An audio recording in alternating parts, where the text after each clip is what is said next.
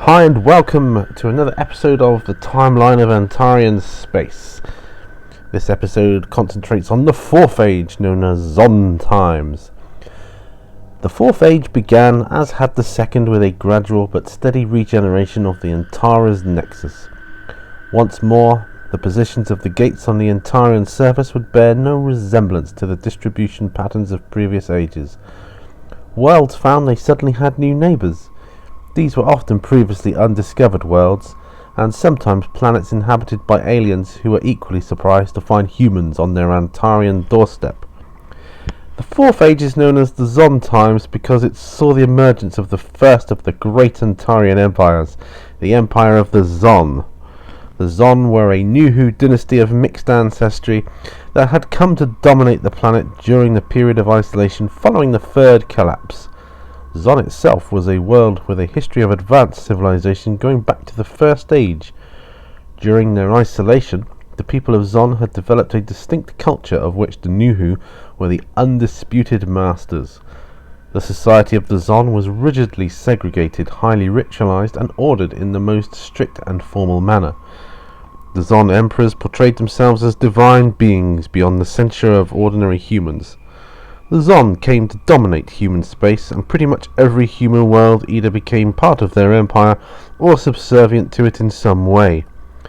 There were some exceptions, worlds whose gates remained hidden deep in the Antarean photosphere, or allied themselves with aliens for their own protection, but the dominant force remained the Zon. After several thousand years of undisputed domination, the Zon divided, at first into two rival empires under different claimants to the Zon throne, and eventually into dozens of smaller Zon successor states, each with its claim to rule. Wars between these states weakened the Zon grip upon Antarean space. Once more the Vol would take advantage, attacking and destroying thousands of human worlds. Amongst those worlds was Zon itself, although by then the Zon Emperor wielded only a fraction of the power of his forebears. The fourth collapse was brought about by eccentricities in the orbit of Obereg. Obereg is the tiny green star that circles Antares and performs an essential, still imperfectly understood role in its functioning. At the end of Zon times, Obereg's fierce light dimmed and was almost extinguished. The normal interaction between Obereg and the Antarean photosphere ceased. The photosphere of Antares itself gradually faded, and the gates slowly withdrew under the surface.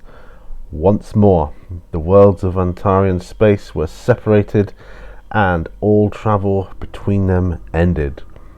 Thus ends the fourth age, the Zon times. Join me next time when we'll concentrate on the fifth age, the Warring Ages. Until then, my friends, bye for now.